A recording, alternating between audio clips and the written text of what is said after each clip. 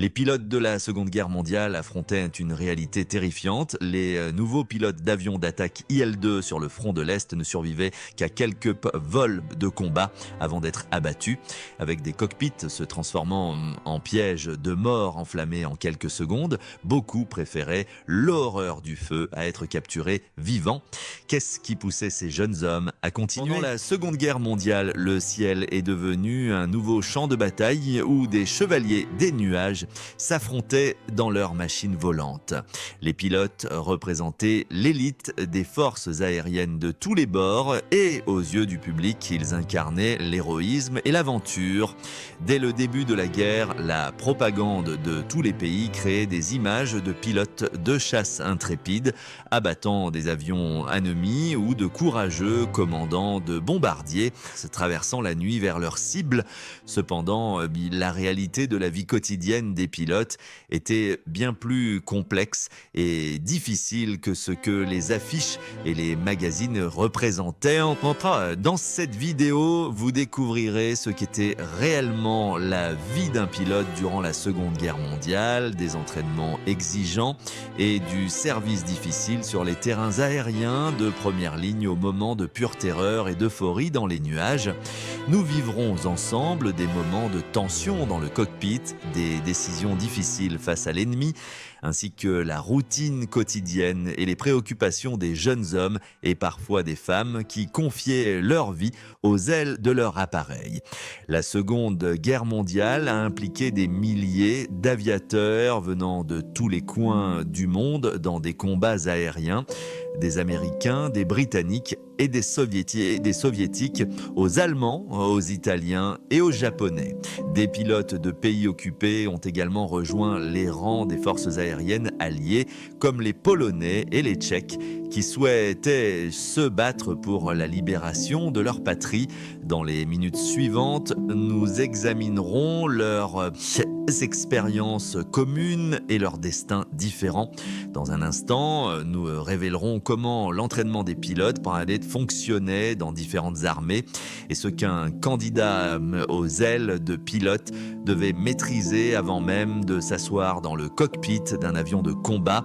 Dans les premières années de la guerre, il y avait un énorme intérêt à servir dans l'armée de l'air. Des jeunes hommes, souvent âgés d'environ 20 ans, se portaient en volontaires, car être pilote a été synonyme de prestige et d'aventure. Par exemple, dans la Royal Air Force britannique, tous les aviateurs étaient des volontaires et réussir le processus de sélection n'était pas chose facile. Les candidats devaient avoir une excellente santé, une bonne vue, des réflexes rapides et un esprit fort. C'était similaire en Allemagne, aux États-Unis et au Japon, où les médecins militaires et les instructeurs ne sélectionnaient que les meilleurs parmi des milliers de postulants. En Union soviétique, après l'invasion allemande en 1941, les écoles de pilotage se sont rapidement développées et les pilotes devenaient souvent de jeunes officiers initialement affectés à d'autres unités. Le besoin de nouveaux aviateurs était désespéré. L'entraînement des pilotes durant la Seconde Guerre mondiale était parmi les préparations militaires les plus exigeantes de l'époque. Un candidat commençait par une préparation théorique. Il devait étudier les bases de l'aérodynamique, de la météorologie, de la navigation et de la construction d'avions. Ce n'est qu'ensuite qu'il faisait ses premières heures dans les airs sur des avions d'entraînement. Dans cette vidéo, vous apprendrez par exemple que les futurs pilotes britanniques et américains commençaient sur de simples biplans d'entraînement comme le Tiger Moth ou le Stearman. Pendant ce temps, les aviateurs soviétiques s'entraînaient sur des biplans U-2, connus plus tard sous le nom de Po-2. Les programmes de formation étaient similaires dans tous les pays. Le candidat apprenait d'abord à décoller, à maintenir l'avion en vol horizontal et à atterrir en toute sécurité. Le premier vol en solo, lorsque l'élève volait seul sans instructeur pour la première fois, était une étape marquante que les pilotes se souvenaient toute leur vie. Après l'école de vol de base, une phase d'entraînement plus avancée sur des appareils plus puissants suivait. Les futurs aviateurs, ils perfectionnaient l'I-30, tout là, c'est l'acrobatie, la navigation complexe, le vol aux instruments, les mapas. Et même les vols de nuit, souvent, et ils apprenaient et également des tactiques de combat. L'ensemble du parcours pour obtenir les ailes de pilote prenait généralement de 1 à 2 ans. Par exemple, dans la RF, un élève accumulait en moyenne 200 à 300 heures de vol au cours de 18 mois de formation avant de recevoir le précieux insigne de pilote. Cependant, en période de crise, ce minimum était réduit. Pendant la bataille d'Angleterre en 1940, il arrivait qu'un nouveau pilote rejoigne un escadron de combat après seulement 6 mois de formation et environ 150 heures de vol. Obtenir les ailes de pilote ne mettait pas fin à la préparation. Les jeunes officiers fraîchement formés étaient envoyés dans des unités de formation opérationnelle, OTU, où ils s'entraînaient sur des types spécifiques d'avions de combat qu'ils allaient ensuite engager. Cette phase durait plusieurs semaines ou mois supplémentaires, pendant lesquels les nouveaux apprenaient auprès d'instructeurs expérimentés tout ce qu'il fallait pour survivre en combat réel. D'autre part, vers la fin de la guerre, la situation a contraint les pays de l'Axe à envoyer au combat même des jeunes hommes pas totalement formés. Les jeunes Allemands, en 1944, savaient parfois à peine atterrir et les nouvelles recrues japonaises manquaient désespérément de temps pour s'entraîner au tir. Dans un moment, nous nous rendrons ensemble sur un terrain d'aviation de première ligne et verrons à quoi ressemblait la vie quotidienne d'un pilote lorsque la formation se terminait et que le service avec une unité de combat commençait. Les terrains d'aviation de première ligne ou de base étaient des mondes à part. Lorsqu'un pilote terminait sa formation et arrivait dans un escadron de combat, un tout nouveau rythme de vie l'attendait. La réalité quotidienne variait en fonction du type d'unité à laquelle il appartenait et de l'environnement dans lequel il se trouvait. Un pilote de chasse de la Royal Air Force vivait différemment à la campagne anglaise en 1940 qu'un aviateur naval américain sur le pont d'un porte-avions dans le Pacifique ou un pilote soviétique sur un terrain de fortune lors de la bataille de Stalingrad. De manière générale, les pilotes avaient une part surprenante de vie ordinaire entre les missions de combat. Chaque matin, il y avait un briefing et une répartition des tâches à la base. Les pilotes apprenaient la météo, les rapports ennemis et les ordres possibles pour des vols opérationnels. Si aucune action n'était actuellement prévue, les activités de routine suivaient. Les pilotes s'adonnaient à l'entretien de leur équipement, à l'étude des manuels de vol ou à des exercices et vols d'entraînement nécessaires pour rester en forme. Pendant ce temps, le personnel technique vérifiait et réparait les avions et les aviateurs aidaient souvent leurs mécanos à régler les moteurs ou les armes, car leur vie dépendait littéralement de l'état technique de leur machine.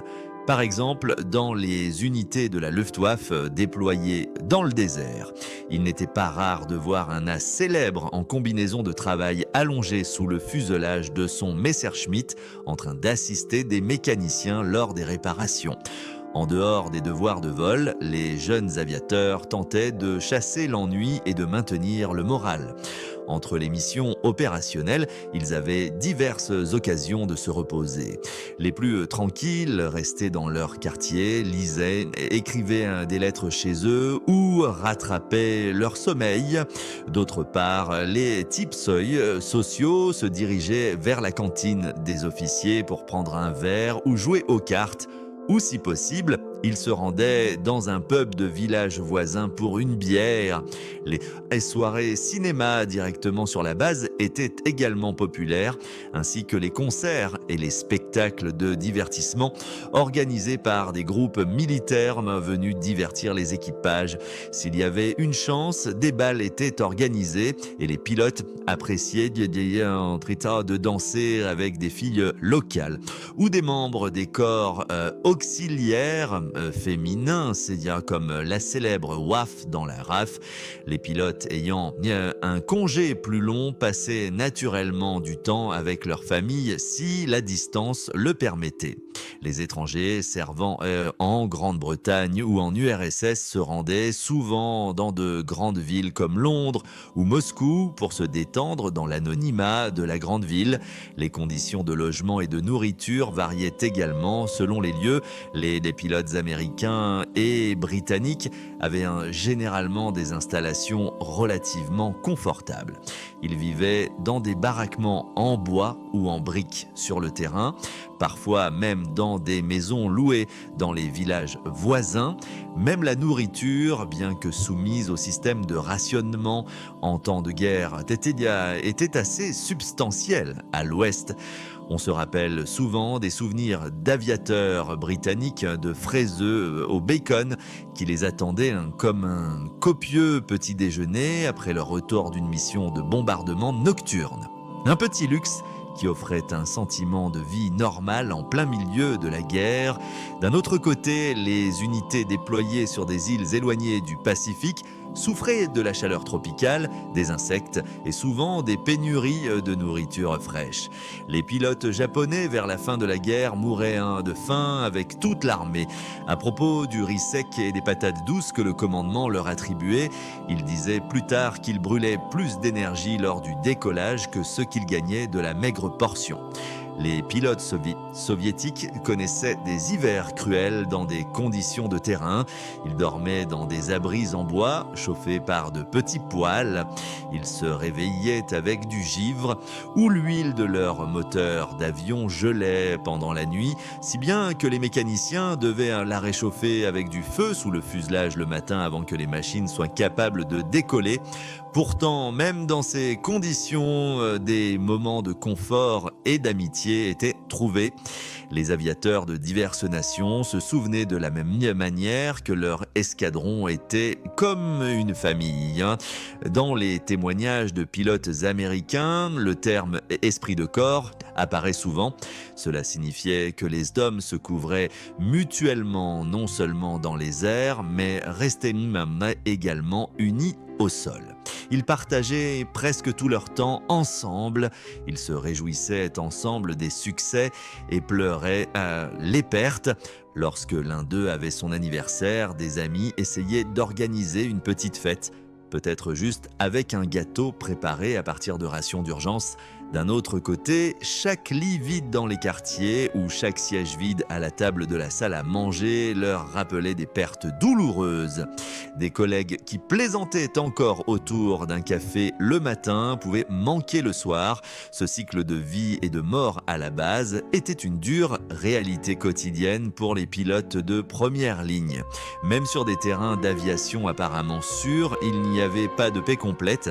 Les bases de bombardiers en Angleterre devenaient parfois des cibles de raids allemands. Sur le front oriental, il arrivait que le front se dirige soudainement vers des aérodromes de campagne et que des pilotes doivent saisir des fusils pour défendre leurs avions au sol. De telles situations étaient plutôt des exceptions.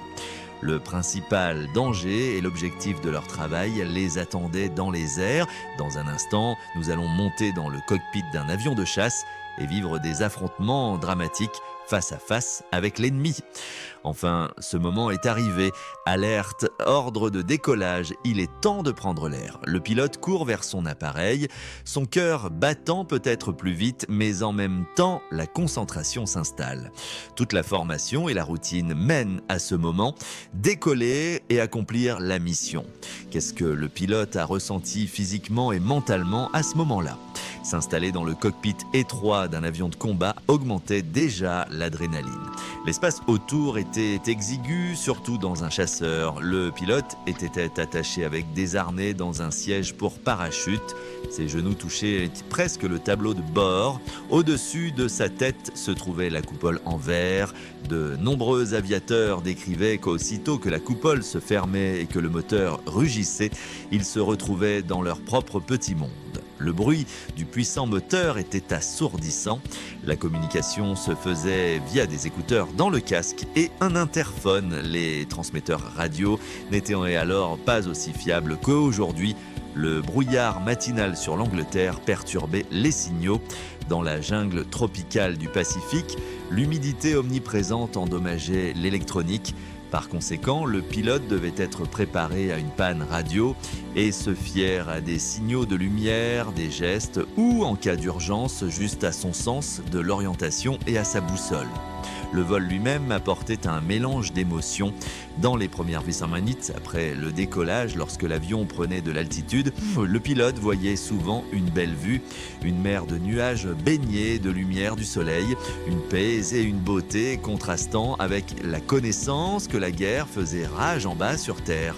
De nombreux pilotes se souvenaient que la vue du paysage depuis l'altitude était l'une des choses qu'ils aimaient dans le vol. Ce sentiment de liberté de mouvement dans la troisième dimension était enivrant, mais la romance s'est rapidement estompée.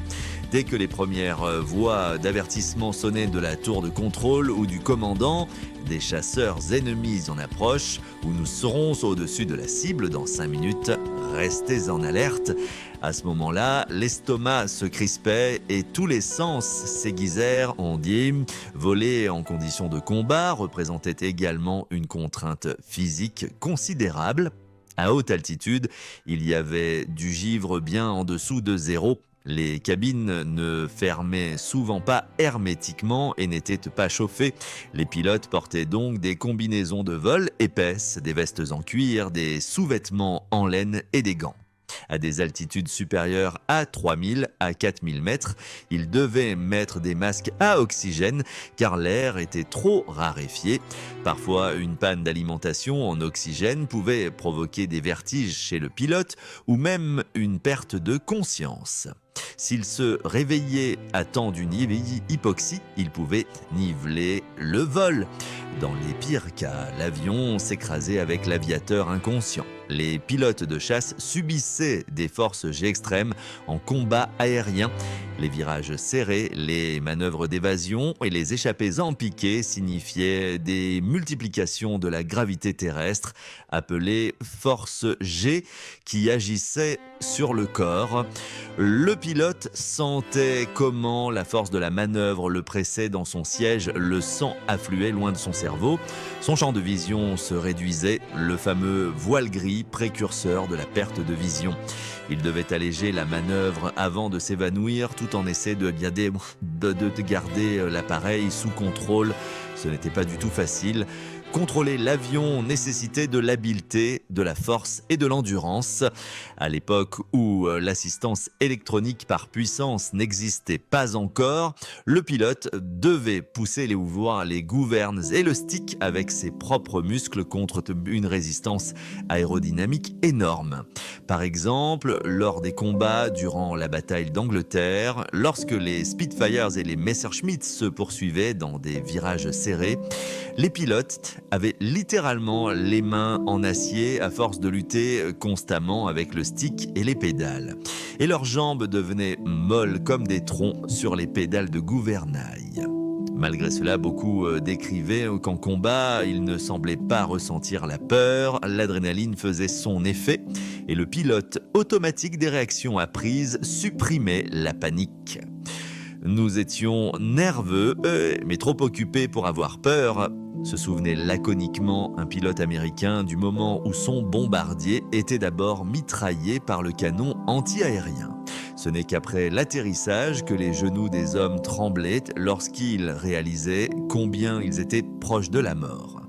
Mais dans la cabine pendant l'action, chacun faisait ce qu'il avait pratiqué et se concentrait sur son appareil et ses tâches coach. Pour les pilotes de chasse, le combat aérien était le sommet de tous ceux pourquoi ils s'étaient entraînés pas si longtemps. Les batailles aériennes de la Seconde Guerre mondiale étaient rapides, impitoyables et devenaient souvent un chaos chaotique. Imaginons un scénario typique, un duo ou un vol de chasseurs chasseurs volent en patrouille. La radio grésille. Avion ennemi à 12 heures à 15 000 pieds d'altitude. Une formation ennemie approche. Le leader incline ses ailes. Signal d'attaque. Nos pilotes larguent des réservoirs de carburant externe, augmentent les gaz et grimpent vers les adversaires, si possible avec le soleil dans le dos. Une tactique favorite, attaquée par le Abdacho pour aveugler l'ennemi. En un instant, il passe d'un vol libre à une tension maximale. L'approche de l'ennemi ne prend que quelques secondes. Dès qu'ils entrent dans la portée, il ouvre le feu avec des mitrailleuses et des canons. Les balles traçantes dessinent des lignes oranges dans les airs. Un avion ennemi prend feu après avoir été touché et tombe sur terre, mais immédiatement, un autre chasseur se suspend dans l'aileron de l'un de nos pilotes. Notre pilote réagit immédiatement, tire sur le stick et plonge rapidement pour aider son collègue. Une folle poursuite commence en spirale. Les avions tournent autour l'un de l'autre. Le pilote sent son appareil vibrer sous ses mains et le moteur crier à plein régime. La sueur coule dans ses yeux, son cœur bat comme s'il s'emballait. Dans ces minutes critiques, non seulement l'habileté et le sang-froid décident, mais aussi une part de chance. Une rafale d'un avion ennemi peut toucher le réservoir de carburant et le cockpit se transforme instantanément en piège de feu. De nombreux pilotes avaient plus peur du feu que d'être abattus eux-mêmes.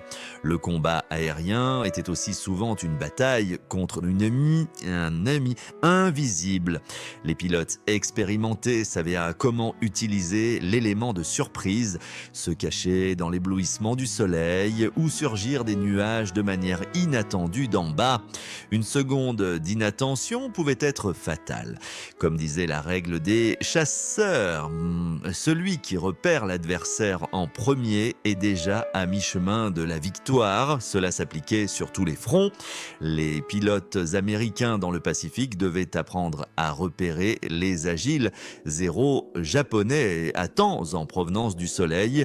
Les aviateurs allemands en Finlande faisaient face à des avions soviétiques parfaitement camouflés qui se fondaient avec les forêts et la neige en dessous d'eux. Les tactiques ont progressivement évolué. Au début de la guerre, les combats se déroulaient souvent en paires ou en groupes de 3, mais rapidement, un travail d'équipe plus efficace a pris le relais.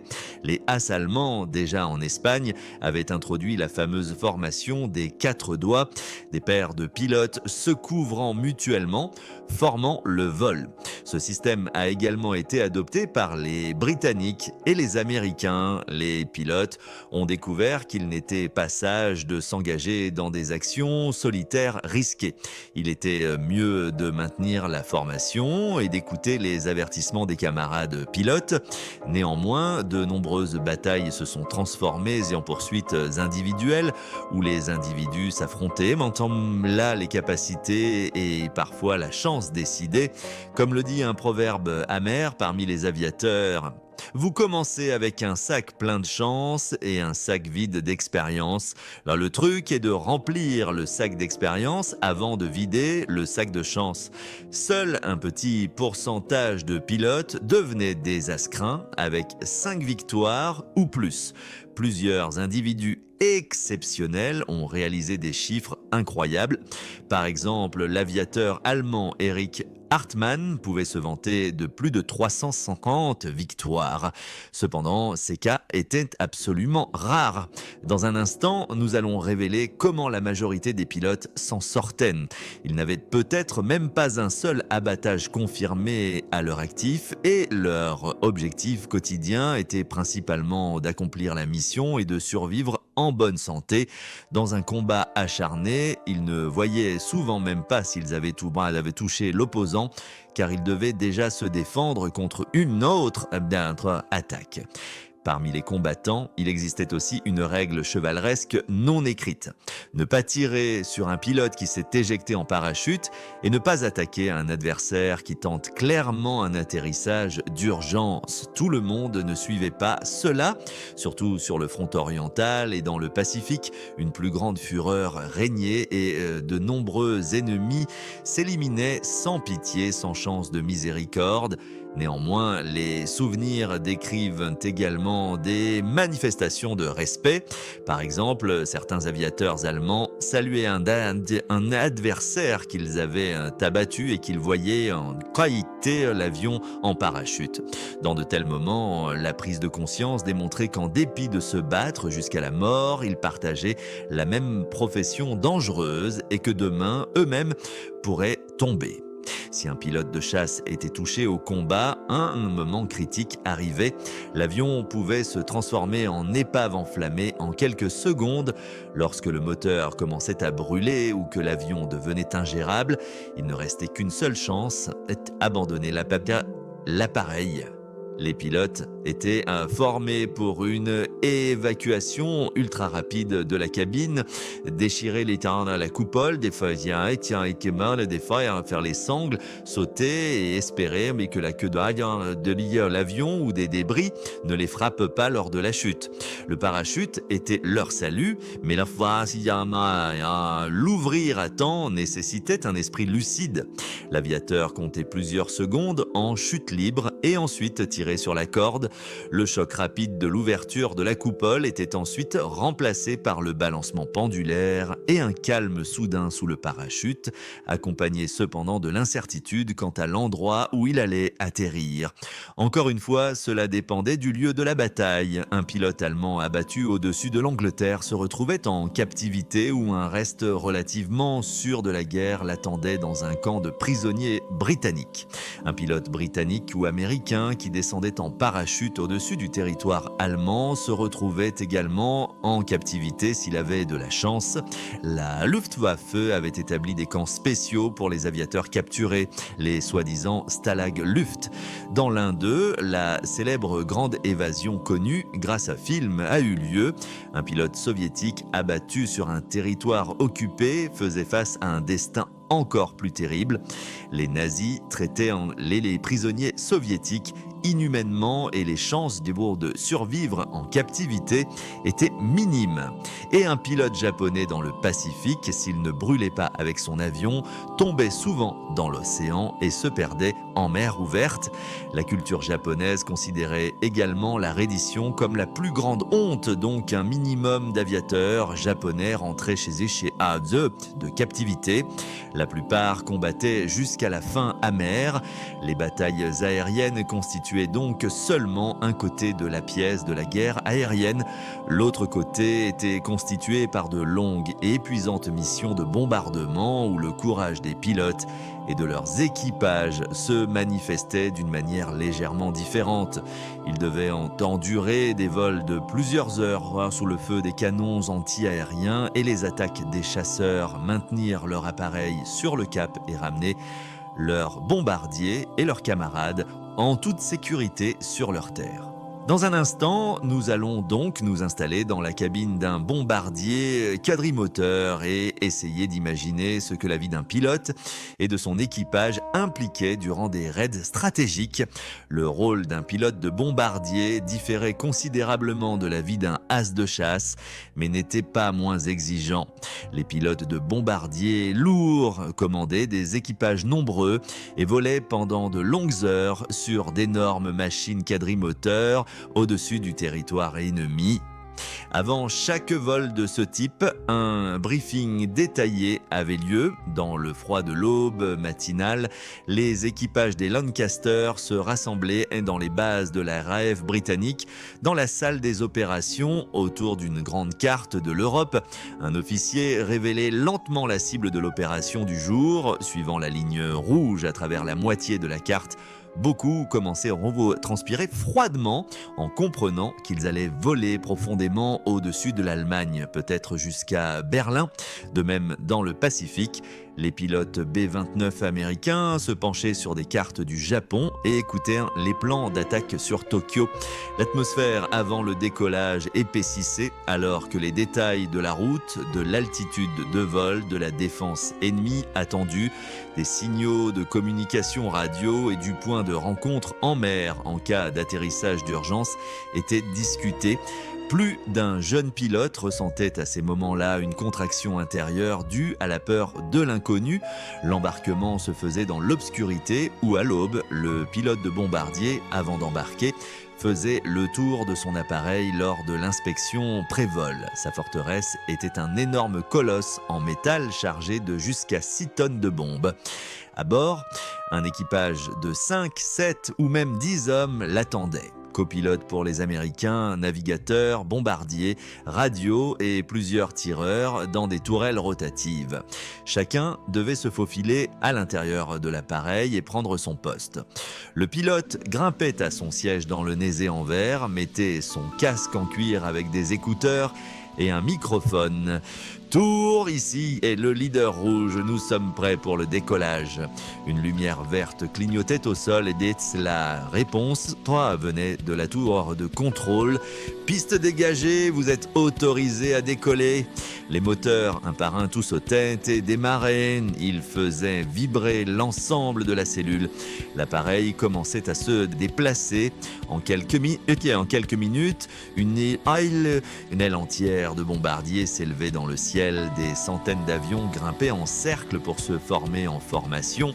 En dessous d'eux restait leur terrain brumeux et quelques vagues fatiguées de mécaniciens. Pour certaines équipes, c'était la dernière fois qu'elles voyaient de leur base. Le vol au-dessus du territoire ennemi était un test de patience et d'endurance. Des heures de bruit monotone des moteurs pendant lesquelles le pilote et le copilote vérifiaient constamment les instruments, l'altitude, le cap du compage, la consommation de carburant. La communication restait brève. De temps en temps, le navigateur corrigeait la direction, l'opérateur radio captait les bulletins météo ou les signaux de balises radio. Le bombardier préparait le viseur de bombe. À haute altitude, il faisait froid dans le bombardier et l'air s'éclaircissait. Les hommes utilisaient donc un équipement à oxygène et portaient des combinaisons de vol chauffées avec des fils électriques. Malgré cela, les équipages souffraient du froid, surtout les tireurs dans les tourelles de queue et de dos où les courants d'air pénétraient chaque fissure. À l'approche de la cible, la nervosité augmentait. Le silence était rompu par la voix du tireur avant. Flac à 2 heures. Au loin, les premières bouffées noires des obus antiaériens apparaissaient. La défense antiaérienne, la flaque autour des villes allemandes, était extraordinairement forte. Plus les bombardiers s'approchaient, plus le barrage devenait dense. Des éclats noirs d'explosion entouraient la formation et les avions étaient secoués par les impacts des ondes de choc, des fragments de shrapnel tambourinaient contre les fuselages en aluminium comme de la grêle sur du métal. Les équipages se tassaient derrière les fines parois de l'appareil mais devaient maintenir l'air à l'altitude et en formation désignée. Le pilote tenait le stick comme s'il voulait l'enfoncer dans le tableau de bord et se concentrer pour ne pas s'écarter d'un degré. Il était nécessaire de maintenir le cap vers la cible. Quelques minutes avant le passage à tabac, venait le moment le plus critique, passage à tabac. Le bombardier prenait le contrôle avec le pilote automatique et dirigeait le bombardier droit vers la cible. L'appareil ne pouvait plus manœuvrer et devenait une cible facile. Bombe larguée. L'appareil s'allégeait et le nez se relevait. Le pilote reprend immédiatement le contrôle, incline l'appareil loin de la ville en flammes et serpente pour rendre le ciblage de la flaque difficile. Mais le danger ne s'arrête pas. Pendant l'évasion de la cible, un autre ennemi peut frapper les bombardiers. Des chasseurs de nuit tapis dans les nuages. Une concentration tendue règne à bord. Le tireur arrière fait pivoter sa tourelle de mitrailleuse d'avant en arrière et cherche une silhouette sombre qui pourrait apparaître à la lumière de la lune. À tout moment, il pourrait crier « Chasseurs derrière nous !» et tirer une rafale dans l'obscurité. Les chasseurs ennemis s'approchaient souvent en dessous, mitraillant les bombardiers sans que l'équipage ne puisse même les repérer. De nombreux équipages n'ont jamais su ce qui les a vraiment abattus. Mais si rien de tel ne se produisait et que l'appareil résistait aux attaques, un long voyage de retour les attendait encore. Le retour de mission était difficile en soi. Des heures de vol retour en rang clairsemé. Certains avions brûlaient et se dirigeaient vers un atterrissage d'urgence en Suède neutre. D'autres tournaient avec des moteurs endommagés, essayant de rester en l'air. Le reste des équipages surveillait les balises clignotantes de la côte anglaise. Enfin, le message tant attendu parvenait à leurs écouteurs. Autorisés à atterrir. Un par un, ils atterrissaient avec leurs appareils abîmés sur les pistes. De nombreux avions avaient des trous causés par des shrapnels, certains fuyaient de l'huile hydraulique et les freins ne fonctionnaient plus. Néanmoins, ils traînaient vaillamment jusqu'à la fin du terrain. Lorsque le pilote arrêtait le moteur, de nombreux membres d'équipage embrassaient littéralement le sol. Quelque part, une ambulance attendait. Ailleurs, un camion avec du thé chaud et du cognac pour se réchauffer. Et partout régnait la question oppressante. Combien n'est pas revenu aujourd'hui? Sur le tableau lumineux dans la salle des opérations, des marques rouges apparaissaient à côté des numéros des avions qui restaient manquants. Parmi les aviateurs, il y avait une réticence superstitieuse à demander à ce sujet. Ils observaient silencieusement quel lit dans les baraquements resterait fait le lendemain matin. Les pilotes de bombardiers américains volaient principalement durant la journée et en immense formation. Leur expérience différait à plusieurs égards. En pleine lumière, ils voyaient de leurs propres yeux comment des camarades à côté d'eux explosaient en flammes ou comment un B-17 touché descendait sur terre avec des parachutes sautant de son fuselage. Pourtant, ils devaient continuer et maintenir la formation car rompre le groupe les rendrait de toutes petites proies pour les chasseurs. Les aviateurs, bombardiers, thésardiers de toute nationalité souffraient également physiquement. De longues heures et assis à une altitude glaciale provoquaient des engelures, plusieurs heures de bruit moteur endommageaient l'audition et un stress constant entraînait une fatigue extrême. Le terme flacapide, littéralement fou de flaque, en décrivait un état où quelqu'un était engourdi et nerveusement épuisé par un danger constant. Certains avaient simplement des effondrements psychologique. Dans l'aviation britannique, l'étiquette peu flatteuse LMF manque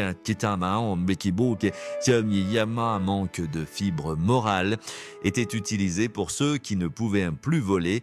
Les commandants de l'époque avaient peu de compréhension pour l'effondrement psychologique. Plutôt que d'un traitement sympathique, les aviateurs touchés faisaient face à une réaffectation avec la stigmatisation de la lâcheté. Aujourd'hui, nous savons qu'il s'agissait de symptômes de stress post-traumatique. Mais alors, on croyait qu'un homme dur en acier pouvait tout supporter. Ainsi, de nombreux aviateurs préféraient supprimer leur peur par l'humour, les rituels ou le fatalisme, tout ce qui leur permettait de rester capables d'effectuer un autre vol.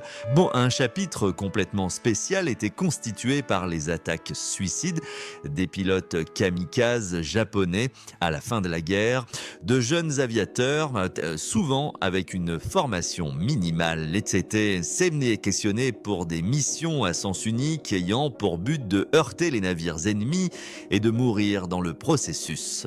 Leurs lettres et leurs journaux, avant le dernier vol, révèlent un mélange de détermination à accomplir leurs devoirs et de profonde tristesse face au sacrifice ultime. Beaucoup ressentaient une forte pression de leur environnement, ne voulaient pas décevoir les attentes de leur nation et de leur empereur, Même intérieurement, ils aspiraient à la vie.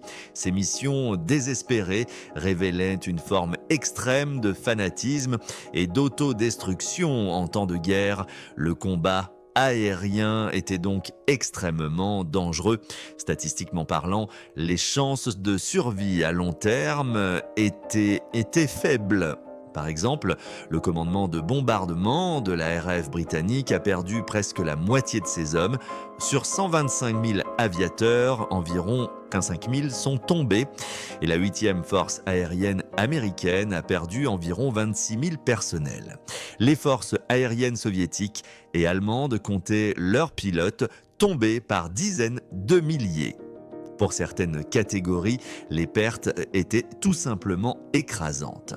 Par exemple, un nouveau pilote d'un avion d'attaque IL-2 sur le front oriental en 1942 survivait en moyenne seulement à quelques vols de combat avant d'être abattu, bien qu'à la fin de la guerre, grâce à la supériorité et à l'expérience acquise, la durée de vie moyenne des pilotes est légèrement augmentée. Il restait que les pilotes étaient parmi les soldats les plus en danger de tous.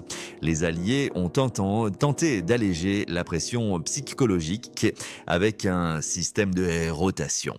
Après un certain nombre de missions, un pilote était retiré du front pour des zones arrières. De nombreux jeunes aviateurs n'ont même pas eu le temps de voler le nombre fixé et ont perdu la vie plus tôt. Ceux qui ont vécu pour voir la fin de la guerre ont souvent porté des conséquences avec eux dans la vie. Les aviateurs qui ont survécu souffraient souvent de problèmes de santé, comme des engelures chroniques ou des dommages auditifs. Et presque tous portaient des cicatrices invisibles de la perte de proches amis et des horreurs vécues. Qu'est-ce qui maintenait les hommes et quelques femmes dans les cockpits malgré les pertes choquantes et le risque constant ? En partie, c'était la discipline et le sens du devoir. Ils savaient pourquoi ils se battaient.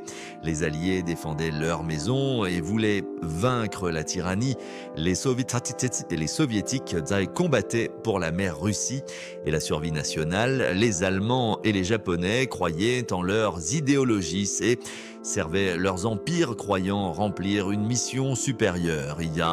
Beaucoup étaient également motivés par la vengeance. Ils voulaient régler leurs comptes pour les villes de leurs foyers en ruine ou pour les camarades tombés.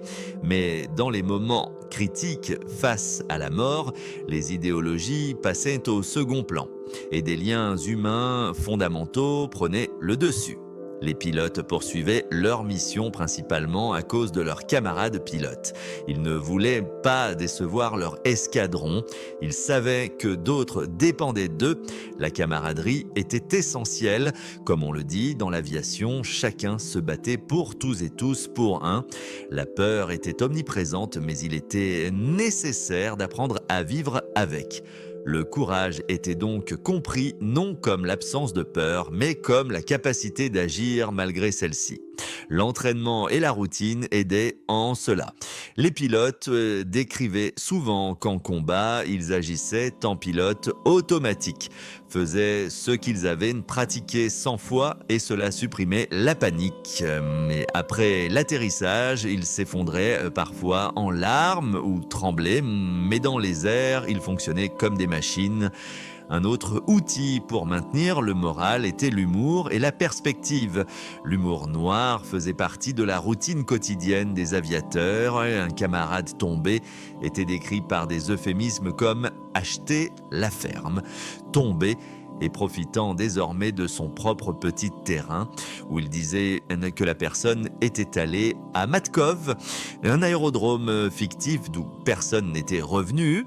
De telles expressions cyniques aidaient à alléger l'horreur. Les rituels et superstitions ont un rôle étonnamment grand. Lorsque la réalité était chaotique et incontrôlable, les gens cherchaient des petites choses à coup qui leur donnaient un sentiment de contrôle sur leur destin. Comme un porte-bonheur ou un rituel établi, de nombreux pilotes portaient des talismans offerts par des êtres chers. Des photos de famille, des médaillons, des petits objets porte-bonheur d'enfants et observer l'œuvre rituelle personnelle avant chaque décollage.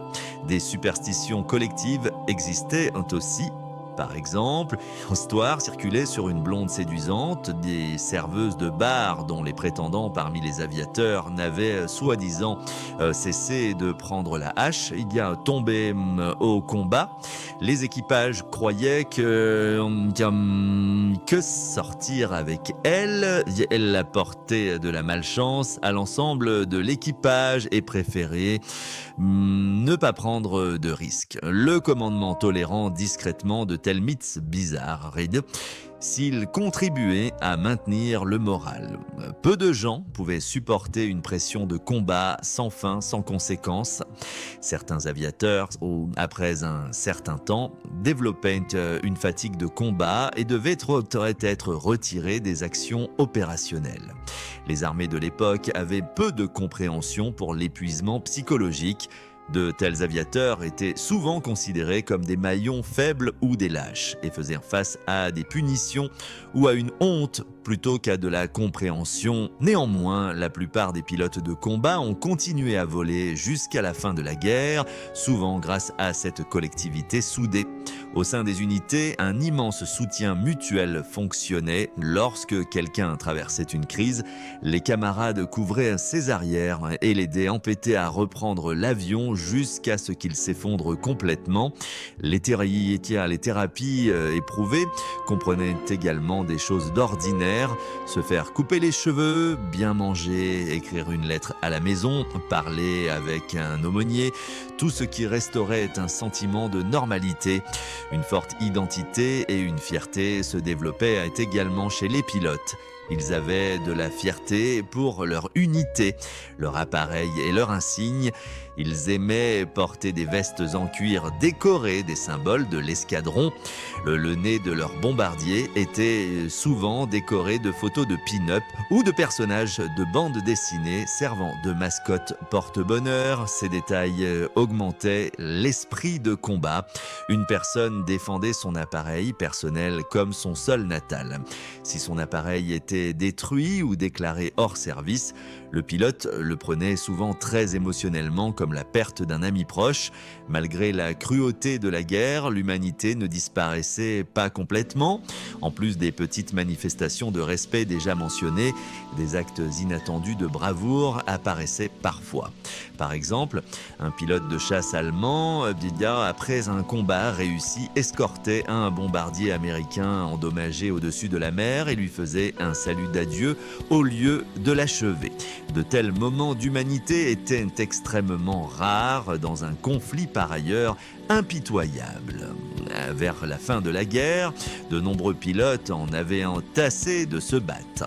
Ceux qui avaient survécu plus d'années de déploiement de première ligne voyaient des générations de nouveaux venus venir et mourir. Je suis entouré de fantômes d'amis. Chaque matin, je vais voler avec leurs ombres à mes côtés, écrivait un vétéran allemand dans son journal au début de 1945. De l'autre côté, le pilote de chasse soviétique Ivan Kozedyub, lorsqu'il abattait ses derniers ennemis en avril 1945, avait 62 victoires à son actif. Il ressentait soi-disant du soulagement plutôt que de la joie. Il savait qu'il n'aurait pas à envoyer d'autres jeunes hommes au sol. Une émousse émotionnelle était une défense contre la folie. Mais dès que les moteurs se sont tus pour la dernière fois et que la paix est venue, les émotions sont revenues en force. Joie de la survie, tristesse pour les tombées, fierté et vide. Comme l'a parfaitement dit un pilote tchécoslovaque qui a combattu dans la RAF, nous étions des héros et nous ne le savions même pas. Nous avons simplement fait ce qui était nécessaire et avons essayé de survivre jusqu'à demain.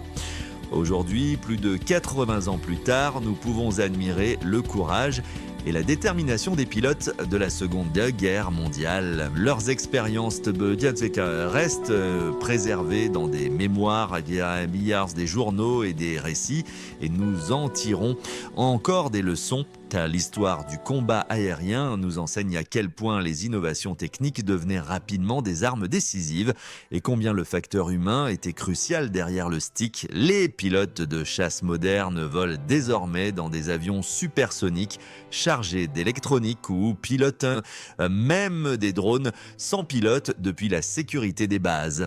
Néanmoins, les qualités de base, courage, sang-froid, entraînement et travail d'équipe demeurent valorisés tout autant qu'alors. Chaque pays se souvient de ses aviateurs de guerre comme des héros.